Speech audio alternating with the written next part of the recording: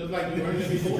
Jermell, back to the fight. Where you was a little bit angry when you get the news that Castaño was injured. Do you feel it was a real injured, or he need more time to fight? mean, he was still in the gym running. He was still swinging that arm. If you got a bicep tear, let's break that shit down. Y'all follow him. Y'all watching him. Y'all watching him more than I am. The motherfucker got a bicep tear. He outside running, swinging the arm, acting like he punching with one arm. Come on, stop the bullshit. Something ain't right. Something ain't right with these people. Did you ever get to see the paperwork? Nah, I never got to see no paperwork or nothing. They cap, man. Jermell, I get what you mean by, he hasn't ever fought at 54, a guy like Crawford, but you get the Duran versus Leonard, Mosley, De La Hoya, they jump up and get right to it. Champion versus champion. That's how it works. I don't know. I don't run boxing. That's how help didn't I'll run boxing, but not like I don't run the statistics and all of the little factual shits. I don't control that. If Crawford decides to move up to 154, and they give him an opportunity to fight me, now I'm jumping on every opportunity that I can to feed my family. Okay, I'm a lion. I'm a warrior. I'm gonna be this guy forever, and until I'm done with this game. Like how many more fights do I got in me? You know what I'm saying? I want to move up to 160. I feel like some of these guys can't mess with me. My twin brother is at 160. I got respect for him and let him do his thing. Move up with me. I don't know what they got in store, bro. Like, I'm excited about the future for us. I'm excited about what, just everything. Like, I don't know what else to tell you about the Crawford kid. When he fighting again? Shit. When the fuck is he fighting again? Like, who the fuck he fought last? Like, I don't even know nothing about the kid. I just want to fight, you know what I'm saying? Don't ask me about Crawford, because that motherfucker ain't in my division. Like, we're talking about a 147 pounder that was a 140 pounder. We need to fucking comprehend. I get it. He won the undisputed, right? At 147, at 140. This shit is different when they get down to 147. 147, 154, 160, 68. This shit is different. But speaking of your division, though, do you think it all about cementing yourself as one of the great 54s with Trinidad and Terry Norris? Well, the good thing is I've been ranked number 3 when Floyd Mayweather was a champion. And then Canelo was a champion. And then Cotto, I was right there. Like, I think I was number 2. And then it was Cotto, and then I started passing them up. And then all of a sudden I fought John Jackson, and then I became the champion. And for the WBC, I lost it to Tony Harrison, which I really didn't lose, but I just gotta accept it. And then I moved on, and I'm still the champion at 154. I mean, once the story is written, the book is finished, y'all will come back and say, Jermell Charlo did a hell of a job in 154. Like I held it down. And I'm proud of that. I'm proud of what I've done in the division. But I gotta get Castaño out the way. I gotta show y'all Mexican fans and Argentinian fans why I'm #1 guy that's been the #1 guy for so many years. I possess a different type of strength. I have a different type of power when I punch. I'm the haggler in the horns put together. And I got 12 rounds to do it. Jermell, you would be the first undisputed champion in your division in the 4-belt era. This not my water. Essentially is my water. Do you think that right there will definitely put you in the Hall of Fame Hall of Fame, all these title defenses, first undisputed and super welterweight? Or do you think that there's still more to accomplish at 60 and possibly even 68? Yeah, man, I think that I might get an opportunity to make a move in my life like that.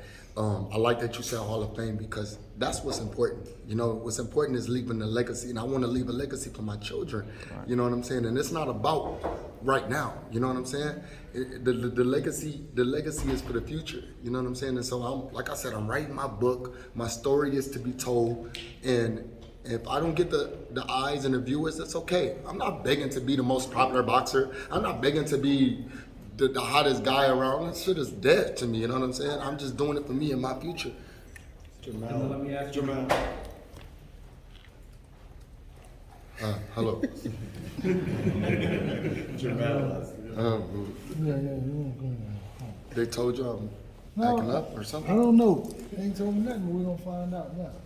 Jermell, Derek actually mentioned how critics said before you came to him that you weren't a puncher, then after obviously you started knocking a lot of people out. What is it about Derek's training style that maybe helped in the power department? Well, Derek is like a tall guy, right? And he got these big ass strong arms because he used to be a boxer. So when we doing the mitts, everything that Derek does is fucking power, like cha cha cha cha. And then I added the legendary Juan Guzman, which was my favorite fighter when I was a young child, you know, like even watching him grow up. So I added Guzman. Guzman is about a lot of speed, a lot of defense, but I came from Ronnie Shields' pedigree, you know, and that's a lot of things that people forget. Ronnie Shields was a different type of fighter. He stick, he moved, he punched, he had a different arsenal. But when I added Derek James, he created like a different type of ferociousness in me, you know, and I'm getting older, so I added Juan Guzman. I'm getting a little bit smarter. You don't got to get hit with certain shit. Let's not worry about that. So it's like right now I'm becoming a full all-around fighter that I am. You know, and so you know, Derek, we man, this has been like a amazing time. You know, training with Derek. You know, from the last fight, you know, it was hard to try to make these two meet. You know. And now that Guzman is understanding everything that Derek's trying to tell me, we sticking to that game plan so we all could be united and one, be solid together. And you know, like it's been good. You know, like right now, I can't ask for a better team than what I have. Jermell, what's the trickiest thing, man, about fighting Castaño?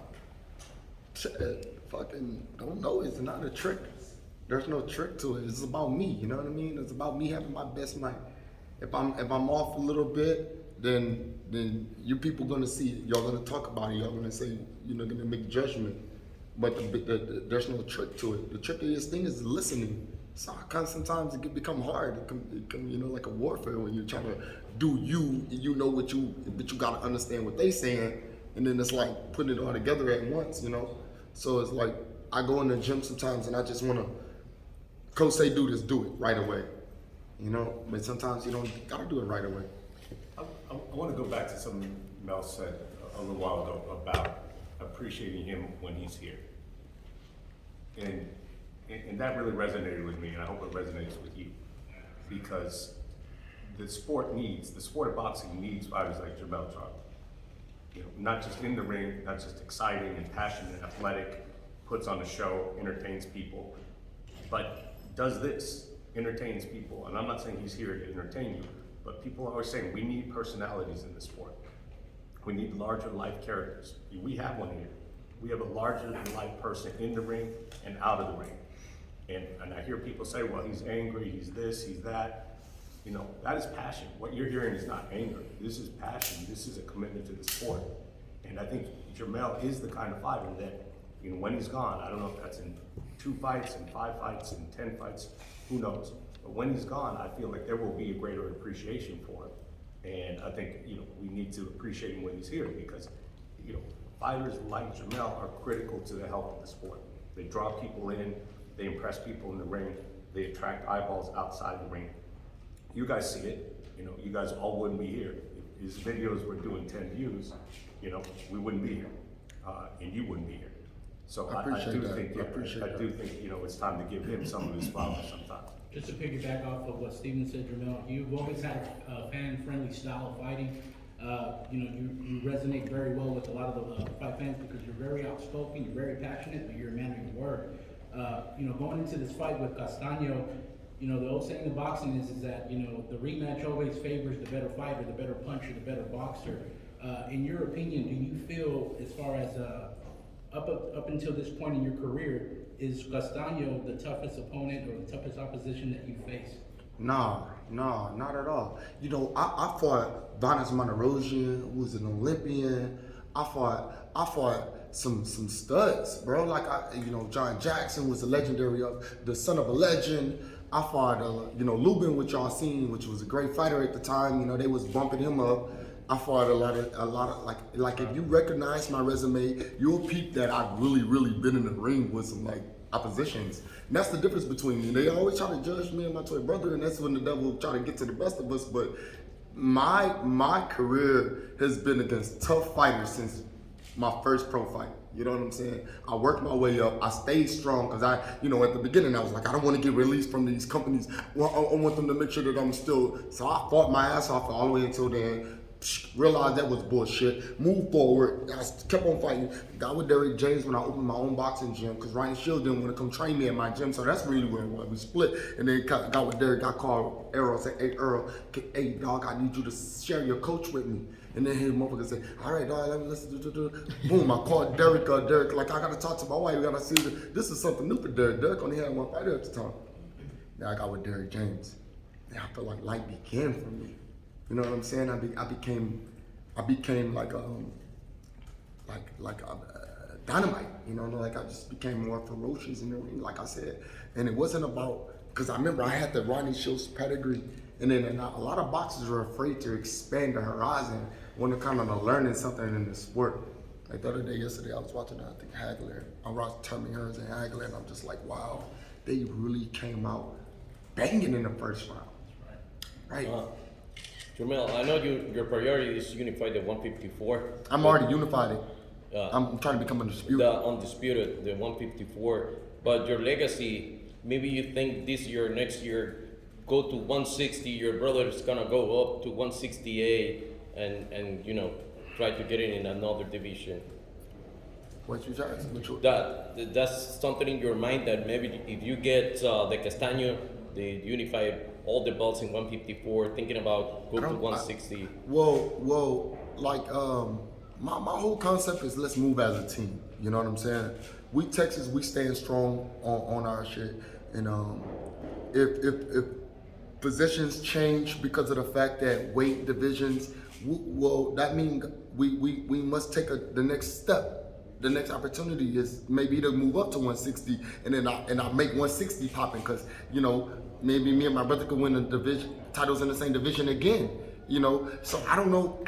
Earl Spence is 147. You know, and I know he want to become undisputed champion at any division. It just becoming undisputed just is amazing. So I don't know if Earl Spence want to do it at 147. If 147 is pushing him to be 154 and he want to accomplish that goal, and I know I can make 160, then let's move this shit over. Let's everybody just make a shift. We could talk as a team. You know, everybody try to pin y'all against each other, and that's not the objective. It's a millions of fighters out there and millions of dollars out there. This man is holding them. So we got to make sure that he can put us in the middle of the ring, and it's not about fighting one another. How am my coach gonna coach me and Earl and we're gonna fight each other? This shit don't make sense. Y'all wanna see some sparring and pay me millions of dollars for sparring? That's not what it's about.